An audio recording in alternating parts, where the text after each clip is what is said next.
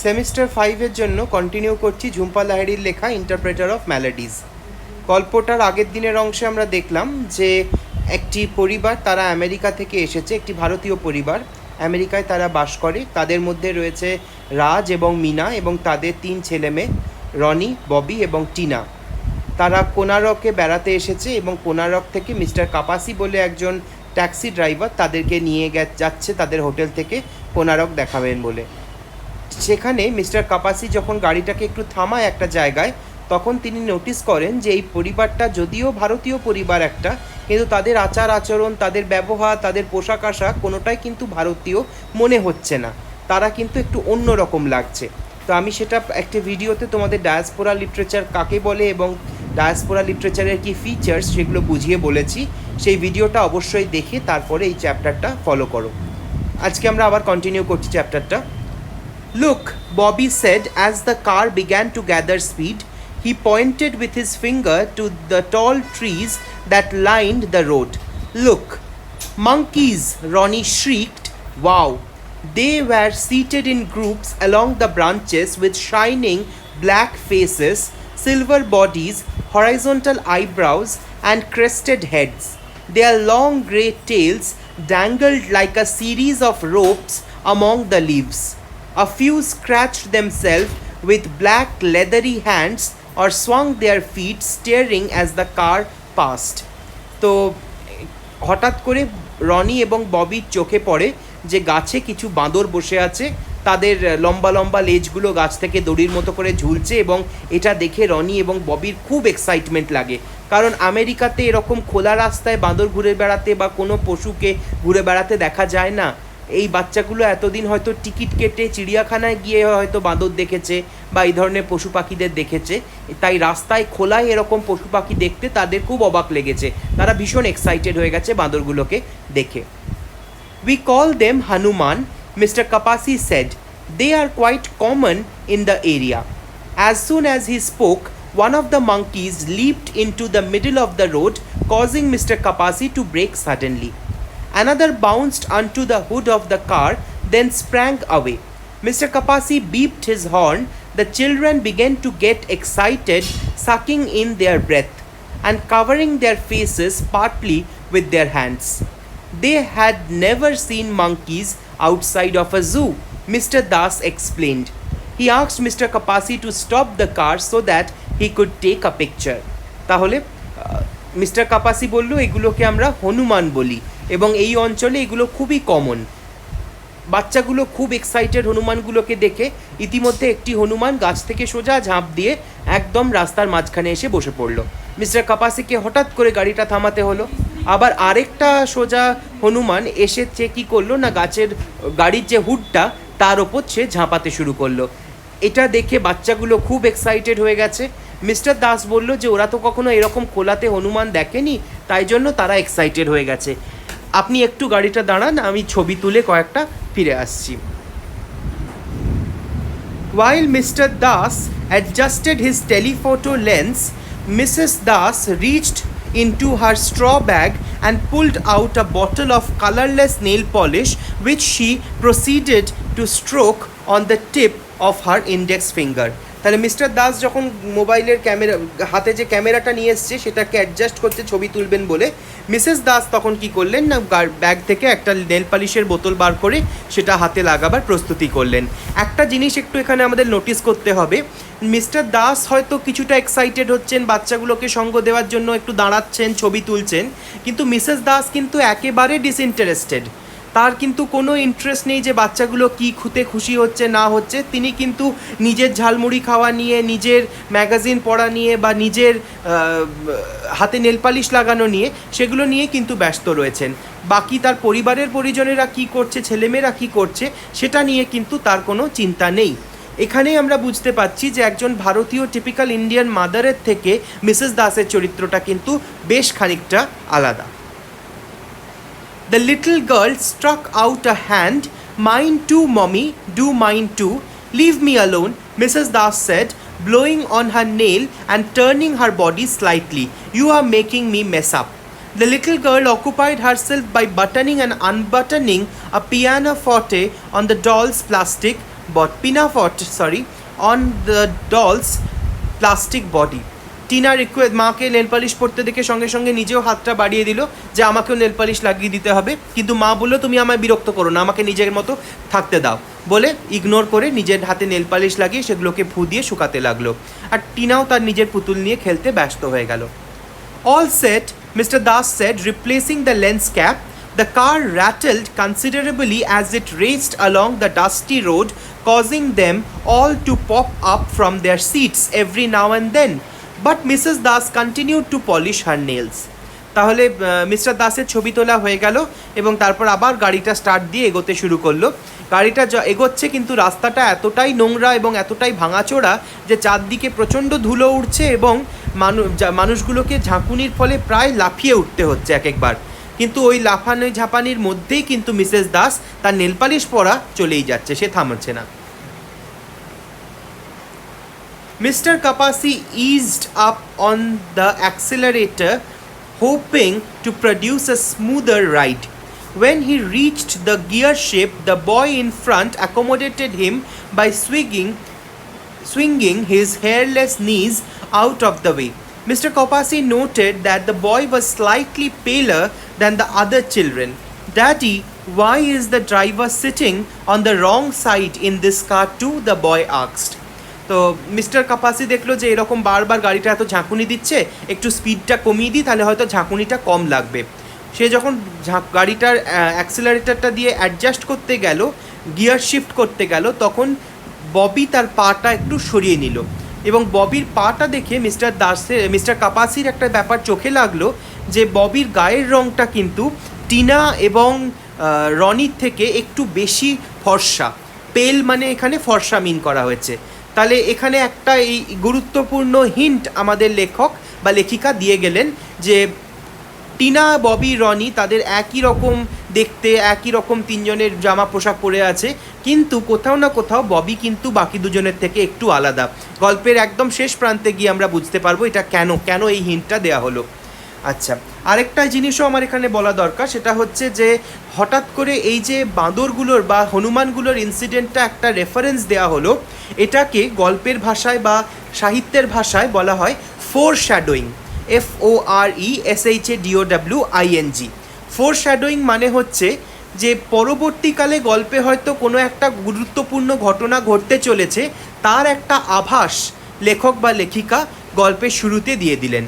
এই হনুমানগুলো যেগুলো গল্পের শুরুতে একবার মুখ দেখিয়ে গেল, তারা কিন্তু গল্পের শেষে গিয়ে একটা খুব গুরুত্বপূর্ণ চরিত্র প্লে করবে।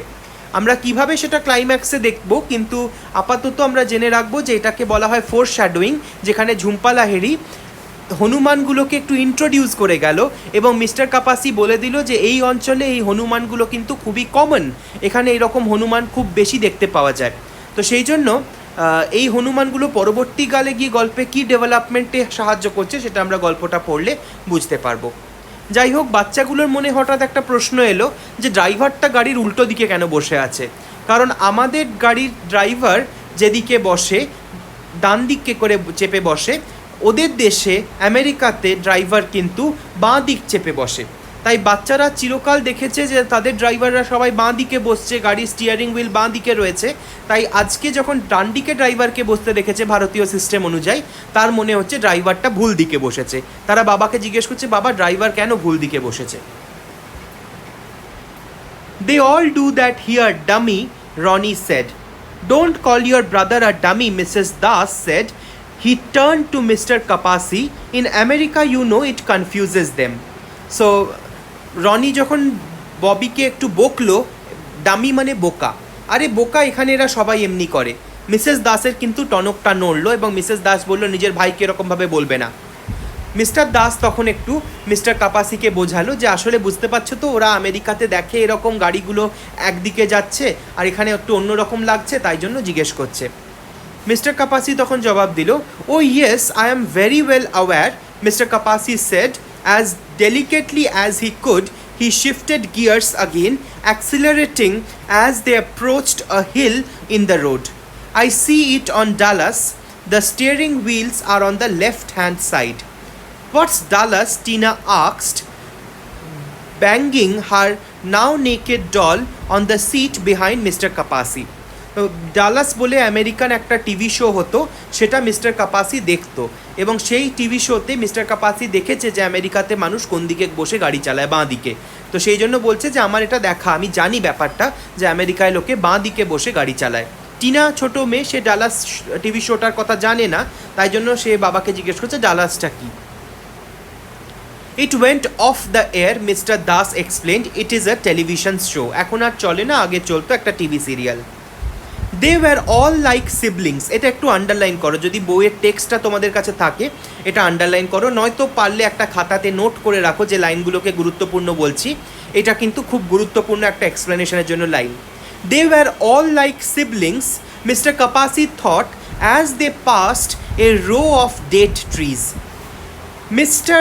and Mrs. Das behaved like an older brother and sister, not parents.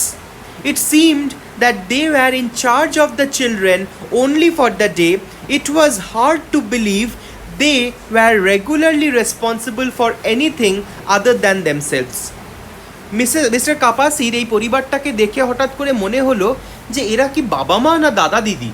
কারণ বাবা মাদেরকে যতটা কেয়ারফুল, যতটা ওয়ারিড দেখে মনে হবে, বাচ্চারা ছটপট করছে। আমরা প্রথমেই দেখলাম যে টিনা অ্যাম্বাসাডারের দরজাটাকে নিয়ে টানা হিচড়া করছিল, দরজার হুকটাকে নিয়ে টানা হিচড়া করছিল, মিসেস দাস তাকালোই না।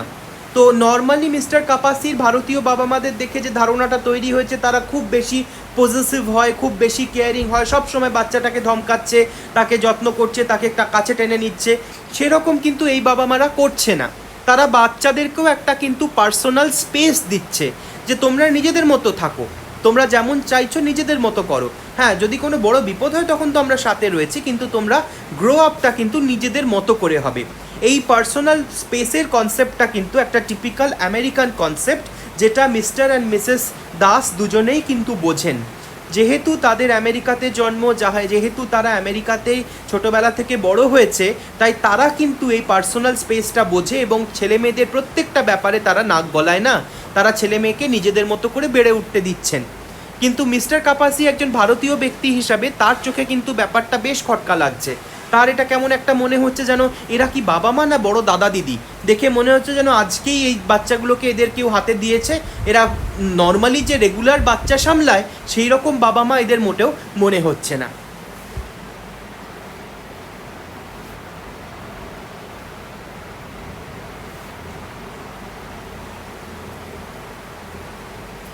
Mr. Das tapped on his lens cap and his tour book, dragging his thumbnail occasionally across the pages so that they made a scraping sound. Mrs. Das continued to polish her nails. She had still not removed her sunglasses. Every now and then Tina renewed her plea that she wanted her nails done too. And so, at one point, Mrs. Das flickered a drop of polish on the little girl's finger before depositing the bottle back inside her straw bag. Isn't this an air-conditioned car? She asked, still blowing on her hand. The window on Tina's side was broken and could not be rolled down. So, কি হচ্ছে না, টিনা বারবার ছটপট করছে, মা আমাকেও nail polish লাগিয়ে দাও, আমাকেও নেল পালিশ লাগিয়ে দাও। তো মিসেস দাস একবার নেল পালিশের বোতল থেকে একটা ড্রপ বার করে টিনার আঙ্গুলে একবার ঠেকিয়ে দিল, যাতে টিনা চুপ করে বসে। মিস্টার দাসও নিজের মতো মনে সুখে যে বইটা পড়ছিল, সেই বইটাতেই ট্যুরিস্ট গাইড বইটা, সেটাতেই নামগুলোকে আন্ডারলাইন করা আছে, সেগুলোকে হাত দিয়ে দিয়ে দেখছে। আর মিসেস দাসও নিজের মতো করে হাতে নেল পালিশ লাগিয়ে যাচ্ছে।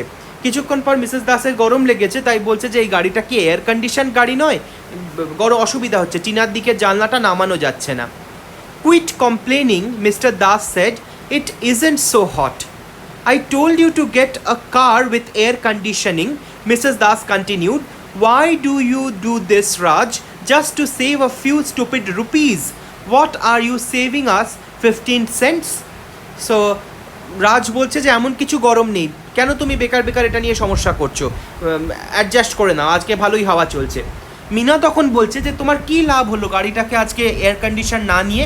আমি তো বলেছিলাম তোমাকে যে এয়ার কন্ডিশন গাড়ি বুক করো। আজকে কত পয়সা বাঁচাতে পারলে, কটা খুচরো পয়সা বাঁচাবার জন্য এইরকম কষ্ট করে যাওয়া। Their accent sounded just like the ones Mr. Kapasi heard on American television program, though not like the ones on Dallas. যেভাবে তারা কথাবার্তা বলছে একে অপরের সঙ্গে, ইংরেজিতে কথাবার্তা বলছে, এবং তারা ইংরেজি ভাষাটা যেরকমভাবে উচ্চারণ করছে সেটাও কিন্তু ভারতীয়দের মতো নয়, সেটার মধ্যেও একটা আমেরিকান ফিল রয়েছে। Doesn't it get tiresome, Mr. Kapasi, showing people the same thing every day? Mr. Das asked, rolling down his window all the way. Hey, do you mind stopping the car? I just want to get a shot of this guy. Mister Das জিজ্ঞেস করছে, mister কাপাসি আপনার bore লাগে না, tired হয়ে যান না এক জিনিস রোজ রোজ লোককে ঘুরিয়ে ঘুরিয়ে দেখাতে? দিয়ে হঠাৎ করে তারপর জানলার কাঁচটা নামিয়ে বলছে, একটু দাঁড়াবেন, আমি ওই লোকটার একটা ছবি নেব। কোন লোকটার? Mr Kapasi pulled over to the side of the road as Mr. Das took a picture of a barefoot man, his head wrapped in a dirty turban, seated on the top of a cart of grain sacks pulled by a pair of bullocks. Both the man and the bullocks were emaciated. In the back seat, Mrs. Das gazed out another window at the sky where nearly transparent cloud passed quickly in front of one another. So কিসের ছবি তুলতে চাইলেন mister Das? একটা অত্যন্ত গরিব মানুষ, একটা গরিব লোক তার গরুর গাড়িতে কিছু বস্তাতে করে নিয়ে যাচ্ছেন, গরুর গাড়ির ওপর তিনি চেপে রয়েছেন, খালি একটা ধুতি পরে রয়েছেন, কোনো জামা টামা পরেননি, এবং অত্যন্ত রোগা মানুষটি, দেখেই মনে হচ্ছে ভালো খাবার জোটে না, এবং যে গরুটি গাড়িটা টানছে সেই গরুটাও অমনিভাবে কিন্তু রোগা এবং ক্ষুধার্ত দেখেই মনে হচ্ছে। তো এই ফরেনারদের চোখে কিন্তু এটাই আসল ইন্ডিয়া। এই না খেতে পাওয়া মানুষগুলো, রোগা খালি গায়ে ঘুরছে গরিব মানুষ, এইগুলোকেই দেখে কিন্তু ওরা রিয়েল ইন্ডিয়া হিসাবে পরিচয় করে। ইন্ডিয়ার অগ্রগতিটার থেকে বেশি তারা ইন্ডিয়ার এই দারিদ্র্যের দিকটাকেই পছন্দ করে। তাই জন্য মিস্টার দাস চাইছেন এইটার একটা ছবি তুলে রেখে দেবেন। I look forward to it actually, Mr. Kapasi said as they continued on their way. The Sun Temple is one of my favorite places. In that way, it is a reward for me. I give tours on Fridays and Saturdays only. I have another job during the week.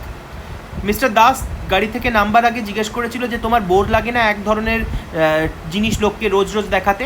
Mister কাপাসি তখন বলছে যে না, আমার বরং বেশি exciting লাগে, আমি অপেক্ষা করে থাকি যে কখন আমি আবার লোককে সূর্য মন্দিরটা দেখাবো। আমার এই সূর্য মন্দিরটা কোণারকের সবচেয়ে প্রিয় জায়গাগুলির মধ্যে একটা। আমি প্রত্যেক শুক্রবার আর শনিবার এই ট্যুরটা করি, বাকি দিনগুলো সপ্তাহে আমি অন্য কাজ করি। Oh where? Mr Das asked. I work in a doctor's office. You are a doctor? I am not a doctor. I work with one as an interpreter. What does a doctor need an interpreter for? He has a number of Gujarati patients. My father was Gujarati, but many people do not speak Gujarati in this area, including the doctor. And so the doctor asked me to work in his office interpreting what the patients say. এইখান থেকে আমরা প্রথম ক্লুটা পাচ্ছি interpreter of ম্যালোডিজ টাইটেলটার। এই গল্পটার title, আবার এই পুরো কালেকশনটার টাইটেল ইন্টারপ্রেটার অফ ম্যালোডিজ কেন হচ্ছে? কারণ মিস্টার কাপাসি ইন্টারপ্রেটারের কাজ করেন। আমি একবার বুঝিয়েছিলাম যে ঝুম্পা লাহিড়ী নিজেই ইন্টারপ্রেটার, তিনি ডায়াসপোরিক লোকেদের ম্যালোডি মানে কষ্টের কথা এখানে তুলে ধরছেন। আবার এই গল্পটার পরিপ্রেক্ষিতে যদি আমরা বোঝবার চেষ্টা করি, এখানে কিন্তু মিস্টার কাপাসি একজন ইন্টারপ্রেটারের কাজ করেন। কি কাজ করেন না, সোম থেকে বৃহস্পতিবার, হয়তো রবিবারও, তিনি একটা ডাক্তারের চেম্বারে গিয়ে বসেন। ডাক্তারটা উড়িয়া, উনি গুজরাটি ভাষা বোঝেন না, কিন্তু ডাক্তারের কাছে অনেকেই এমন পেশেন্ট দেখাতে আসে অসুস্থতা নিয়ে যারা গুজরাটি, এবং তারা গুজরাটি ভাষা ছাড়া উড়িয়া ভাষা বলতে পারে না। তাই পেশেন্টরা গুজরাটি ভাষায় বলে এবং মিস্টার কাপাসি সেটা শুনে উড়িয়া ভাষায় অনুবাদ করে ডাক্তারকে বুঝিয়ে দেয়। আবার ডাক্তার যে ওষুধগুলো বলে বা যেগুলো বোঝায় সেগুলো আবার উড়িয়া ভাষা থেকে গুজরাটি ভাষায় ট্রান্সলেট করে গুজরাটি মানুষগুলোকে বুঝিয়ে দেয়। এই কাজটা হচ্ছে মিস্টার কাপাসির একজন ইন্টারপ্রেটার হিসাবে। Interesting, I have never heard of anything like that, Mr. Das said. Mr. Kapasi shrugged. It's just a job like any other. Mister Das বলতো, বা বেশ ইন্টারেস্টিং কাজটা তো আপনার, আমি তো এইরকম কাজের কথা আগে কখনো শুনিনি। আর মিস্টার কাপাসি একটু গা ঝেড়ে বললো যে না, এটাতে আবার এমন কি, এটা একটা অর্ডিনারি জব। এইখানটা একটু আন্ডারলাইন করবে বা এখানটা একটু নোট ডাউন করবে। মিসেস দাস বলছেন, but so romantic, Mrs Das said dreamily, breaking her extended silence. She lifted her pinkish brown sunglasses and arranged them on top of her head like a tiara. For the first time, her eyes met with Mr. Kapasi's in the rearview mirror, pale, a bit small, their gaze fixed but drowsy. প্রথমবার Mrs Das mister কাপাসির সাথে directly কথা বললেন। না, তোমার কাজটা তো বেশ romantic. কেন রোম্যান্টিক? কোন অর্থে রোম্যান্টিক? দেখো বুঝিয়ে বলছে। Mister Das kind to look at her. What is so romantic about it? I don't know, something, she shrugged, knitting her brows together for an instant. Would you like a piece of gum, Mr. Kapasi? She asked brightly. She reached into her straw bag and handed him a small square wrapped in green and white striped paper. As soon as Mr. Kapasi put the gum in his mouth, a thick sweet liquid burst into his tongue. তো এই প্রথম Mrs Das একটু mister কাপাসির ব্যাপারে interest নিতে শুরু করলেন। Mister Das জিজ্ঞেস করছে যে তুমি হঠাৎ এটাতে আবার কি রোম্যান্টিক ব্যাপার খুঁজে পেলে? মিসেস দাস বলল, আমি বুঝতে পারছি না কি রোম্যান্টিক, কিন্তু বেশ একটা অন্যরকম ভাব আমি চাকরিটাতে মনে হচ্ছে আমার, মিস্টার কাপাসি যে কাজটা করেন সেটা বলে মিস্টার কাপাসির সাথে একটু বন্ধুত্ব করার জন্য একটা চুইংগাম হাত ব্যাগ থেকে বার করে মিস্টার কাপাসিকে দিল। মিস্টার কাপাসি সেই চুইংগামটা মুখে দিল। Tell us more about your job, Mr. Kapasi, Mrs. Das said. What would you like to know, madam? I don't know, again, she shrugged, munching on some puffed rice and licking the mustard oil from the corners of her mouth. Tell us a typical situation. She settled back in her seat, her head tilted in a patch of sun, and closed her eyes. I want to picture what happens. Mr. Kapasi বলল, আপনি কি শুনতে চান madam? তখন madam বললেন যে আমার ইচ্ছে হচ্ছে যে আপনি একটু বুঝিয়ে বলুন যে একটা পেশেন্ট হয়তো কোনো প্রবলেম নিয়ে এলো, সেটাকে আপনি কিভাবে দেখাবেন সেটা একটু বুঝিয়ে বলুন। বলে হাতে ঝালমুড়ি নিয়ে চিবাতে চিবাতে বেশ মনোযোগ দিয়ে চোখটা বন্ধ করে কল্পনা করতে চাইছে যে কিভাবে ব্যাপারটা চলে Mrs Das. Very well, the other day a man came in with a pain in his throat. Did he smoke cigarettes? No, it was very curious. He complained that he felt as if there were long pieces of straw stuck in his throat. When I told the doctor, he was able to prescribe the proper medication. Mr Kapasi বলছে যে একদিন একজন ভদ্রলোক এসেছিলেন ডাক্তারের কাছে। সে এসে বলল যে তার গলাতে খসখস করছে। কীরকম না, ঠিক মনে হচ্ছে গলাতে যেন খড় আটকে আছে। ডাক্তার ব্যাপারটা পুরো ভালো করে বুঝতে পারলেন এবং সেই বুঝে ওষুধ দিলেন এবং সেই ওষুধে কাজও হলো। That is so neat. বাহ, কি সুন্দর ডেসক্রাইব করলেন, মিসেস দাস বলছে। Yes, Mr Kapasi agreed after some hesitation. So these patients are totally dependent on you, Mrs. Das said. She spoke slowly as if she were thinking aloud. In a way, more dependent on you than the doctor. How do you mean? How could it be? So Mrs Das বলছেন যে বাহ, তার মানে তো আপনার কাজটাই আসল গুরুত্বপূর্ণ কাজ। পেশেন্টরা তো মনে হচ্ছে ডাক্তারের থেকেও বেশি আপনার কাছে ডিপেন্ডেন্ট। কারণ আপনি যদি একটা ভুল কথা বলেন, আপনি যদি ইন্টারপ্রেট করতে একটু ভুল করেন, আপনি যদি খসখসে ব্যথাকে না বলে বলেন টনটনে ব্যথা, তাহলে কিন্তু ডাক্তার রোগটাকে ঠিক বুঝতে পারবে না, ভুল বুঝবে এবং ভুল ওষুধ দেবে। তাই ডাক্তারের থেকেও বেশি গুরুত্বপূর্ণ কাজ তো আপনি করছেন। মিস্টার কাপাসির মাথায় ব্যাপারটা ঢুকলো না, তাই মিস্টার কাপাসি বলছে যে একটু বুঝিয়ে বলবেন madam. Well, for example, you could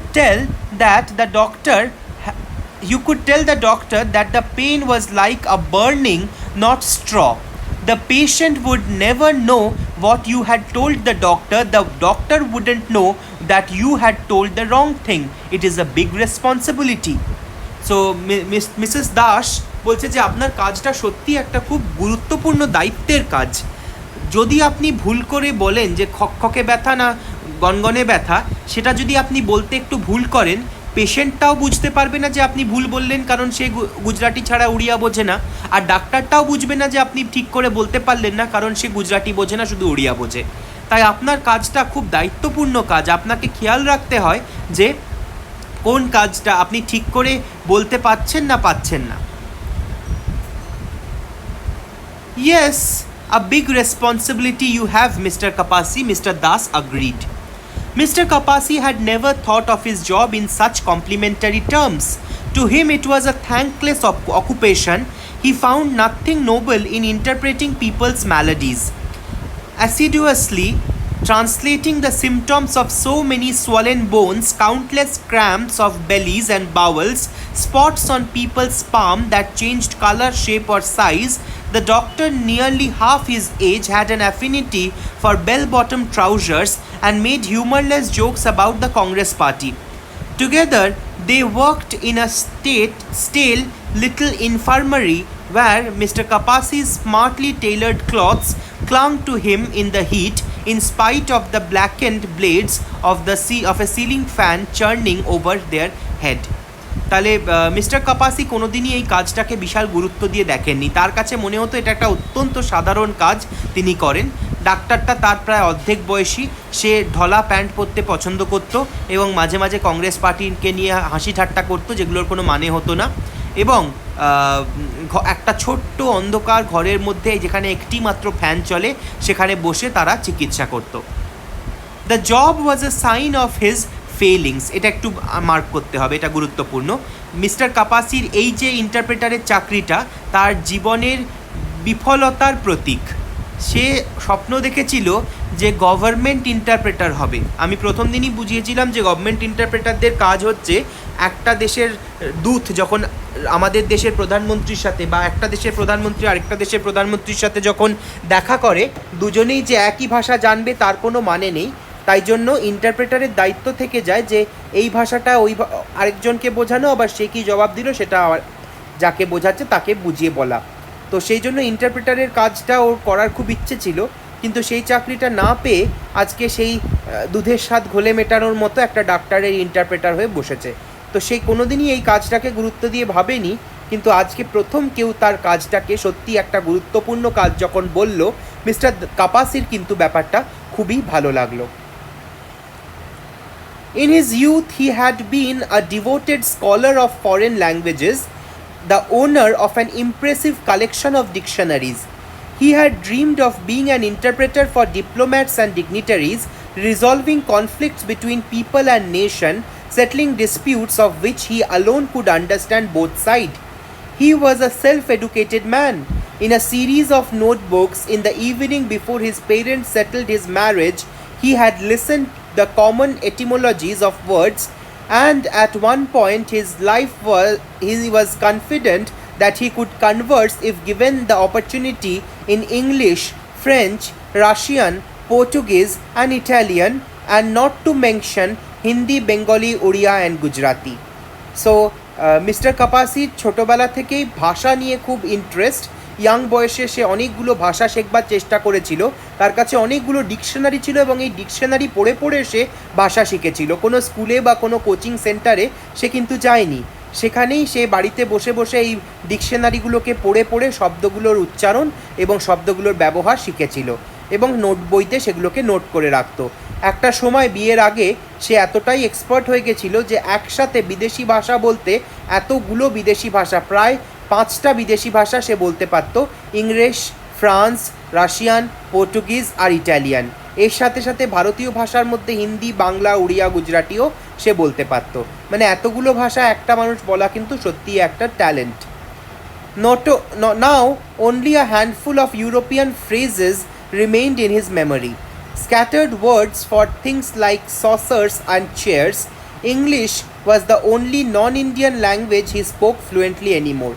কিন্তু এখন আর অনভ্যাসের কারণে সেই বাকি ভাষাগুলো ফ্রেঞ্চ, পর্তুগিজ, ইটালিয়ান, রাশিয়ান এগুলো প্রায় ভুলেই গেছে। ওই এক আধটা হয়তো শব্দ মনে আছে, ডিশকে কি বলে ইটালিয়ান ভাষায়, চেয়ারকে পর্তুগিজ ভাষায় কি বলে সেগুলোই সেটু জানে, আর এর বেশি কিন্তু কিছু সে জানে না, আর ভুলে গেছে আসলে সব। কিন্তু এখনও ইংরেজিটা ঝরঝরে সে ফ্লুয়েন্টলি বলতে পারে। Mr Kapasi knew it was not a remarkable talent. Sometimes he feared that his children knew better English than he did just from watching television. Still, it came handy for the tours.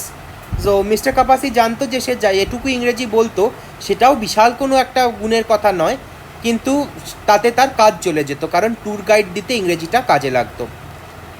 He had taken the job as an interpreter after his first son, at the age of 7, contracted typhoid. That was how he had first made the acquaintance of the doctor. At the time, Mr. Kapasi had been teaching English in a grammar school. He had bartered his skill as an interpreter to pay the increasingly exorbitant medical bills.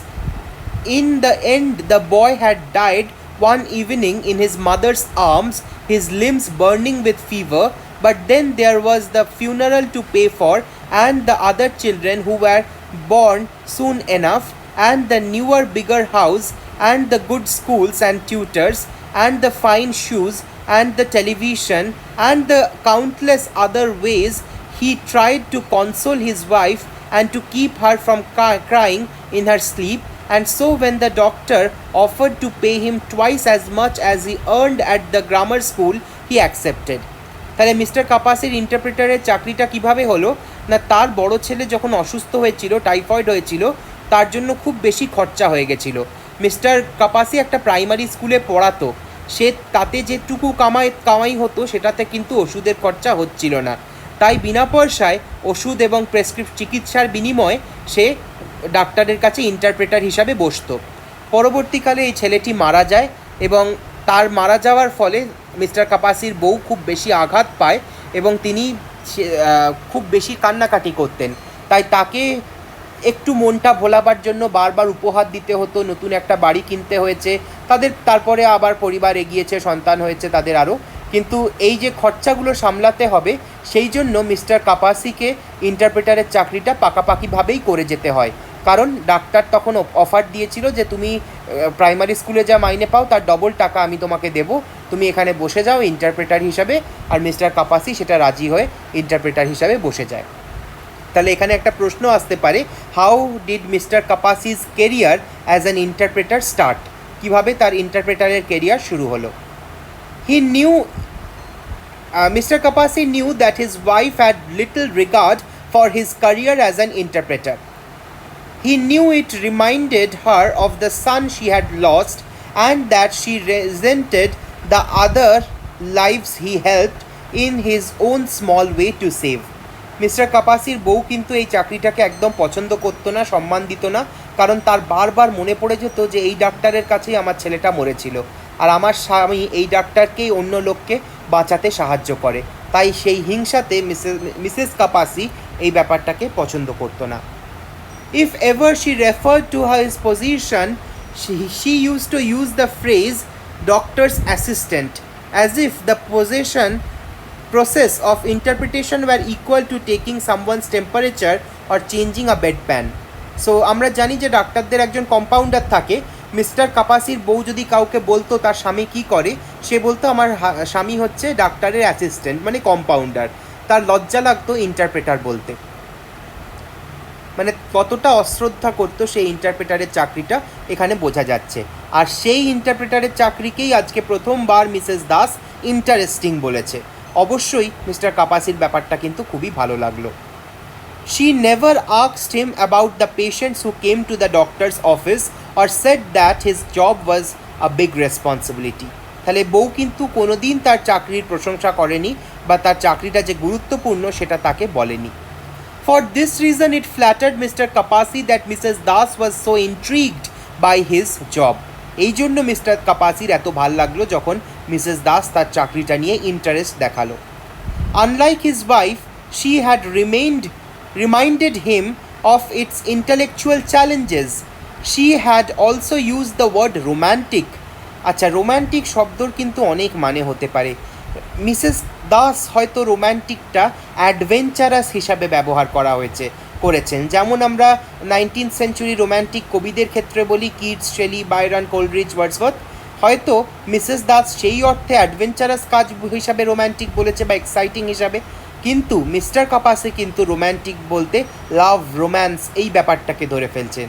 তাই জন্য তার কাছে রোম্যান্টিকের মানেটা কিন্তু আলাদা হয়ে যাচ্ছে।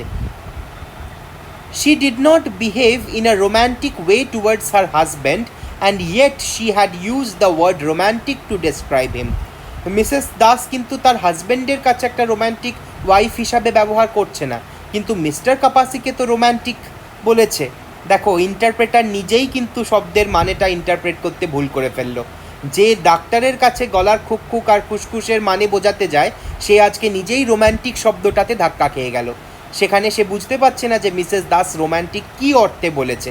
সে কিন্তু কমপ্লিটলি একটা ডিফারেন্ট অর্থে নিয়ে একটা অন্য ভাবনা তার মাথায় চলে এলো, যে এদের স্বামী স্ত্রী সম্পর্ক ভালো নয়, হয়তো ভদ্রমহিলা আমাকে বেশি ইন্টারেস্ট দিচ্ছেন।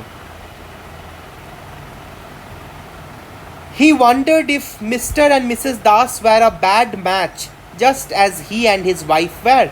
Perhaps they too had little in common apart from 3 children and a decade of their lives. The sign he recognized from his own marriage were there: the bickering mane jhogda, the indifference, the protracted silences. Her sudden interest in him, an interest she did not express in either her husband or her children, was mildly intoxicating.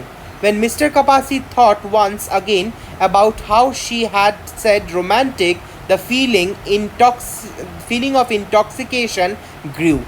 তাই mister কাপাসি মনে করলো যে হয়তো mister আর Mrs দাসের সম্পর্কটাও আর এতটা গভীর নয়, যতটা তার এবং তার স্ত্রীর সম্পর্কটাও হালকা হয়ে এসেছে। মানে তাদের নিজেদের বৈবাহিক সমস্যা রয়েছে এবং মিস্টার কাপাসি ধারণা করে নিল যে হয়তো রাজ আর মিনারও কিন্তু বৈবাহিক কিছু সমস্যা রয়েছে। তাদের মধ্যে সেই বন্ধুত্ব বা সেই গাঢ় ভালোবাসাটা মিস্টার কাপাসি নজর করলো না, বরং তারা ঝগড়া করছে, খিটখিট করছে একে অপরকে দেখে। তাদের মধ্যে একসাথে গল্প না করে বরং দুজনে চুপ থাকতে পছন্দ করছে। এটা দেখেই মিস্টার কাপাসির ধারণা হলো যে মিসেস দাস হয়তো খুব বেশি হ্যাপি নয় মিস্টার দাসের সাথে। তাই জন্যই হয়তো সে মিস্টার কাপাসির কাজকে নিয়ে এতটা ইন্টারেস্টেড, মিস্টার কাপাসির প্রশংসা নিয়ে সে এতটা ইন্টারেস্টেড। তাই মিস্টার কাপাসি বারবার মিনার কথা এবং মিনার বলা সেই রোম্যান্টিক শব্দটাকে ব্যবহার করতে এবং ভাবতে লাগলো, কল্পনা করতে লাগলো। আজকে এতটাই থাকছে, তারপরের দিন আবার কন্টিনিউ করবো।